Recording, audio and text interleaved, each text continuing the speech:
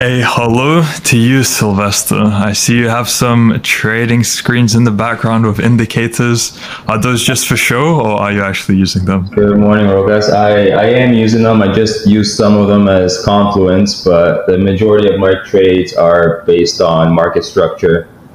I do like throwing in a couple indicators, but I don't go too crazy to the point where I can't even see the charts on my screen anymore. So, what's your style of trading? Do you go short term or long term, mid term? And then in terms of number of indicators, what would you say is your sweet spot? Or do you see it differently? So my trading's usually, like, my sweet spot in trading is actually between 3 to 7 days is how long I hold a trade. I've been trying to play around a little bit with scalping since kind of leaning toward Michael G's Scalpers University.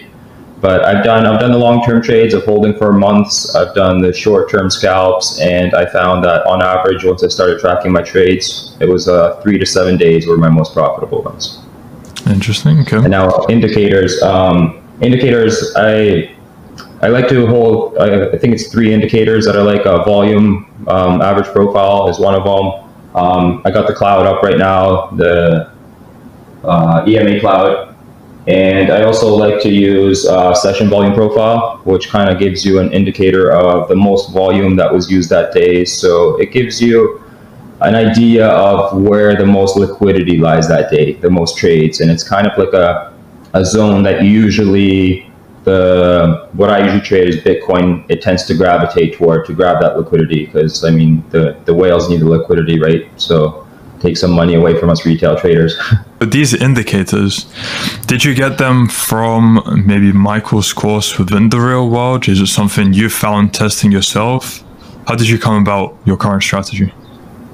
The NPOC indicator, which is your naked points of control, and it turns into like a daily point of control once that indicator gets tapped. I actually found that indicator right before I joined the real world, but I've noticed I had confluence with Michael G because he actually mentioned the indicator in the real world. So after I joined that, and that's how I heard kind of like I guess confluence kind of reassured me that it was a good indicator to use. And the EMA cloud I found from Andonico once I seen his interview with you, and I touched up in the chat with him, and he gave a lot of help, a lot of insight into his kind of system, and I started kind of adding that into my system too. So how did that go then, that time constraint? How did it go in terms of gains? What would you have to reveal? So in terms of gains, actually, last week was probably my most profitable, and when I started to actually kind of get more into trading, because after I went through Adam's masterclass, I invested into his long-term strategy, which before that I was just holding Bitcoin. Like I said, I diamond held it all the way from all-time highs because I got psyoped into thinking you're a great investor if you're diamond holding, right? And you go through Adam's masterclass and you quickly learn. You learn not only how to trade, but I would say the greatest benefit I've got from the real world are the psychological lessons.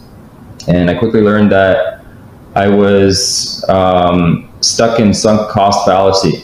And I was just attached to my coins and thinking, here's the Bitcoin that I'm going to hold for my son, and it's going to be his retirement, when I should have been thinking that this is money I should be using to invest, and I can quickly grow that money, and in the long run, he'll be having a lot more Bitcoin than what's currently on my ledger, right? Mm-hmm. So that week that I finally gone through the lessons, and I figured these NFTs that I've been holding are just a bunch of JPEG images that are probably not going to go to $100,000 anymore, and I should have probably sold them during the market top. So I started just dumping everything I had. I started selling some Bitcoin that I bought near 18 and 20K, and the NFT sales, I believe they rounded me near 2,500 USD, and then I started also making a quick couple scalps that week. That was around 500 to 600, so it was just over $3,000 that week.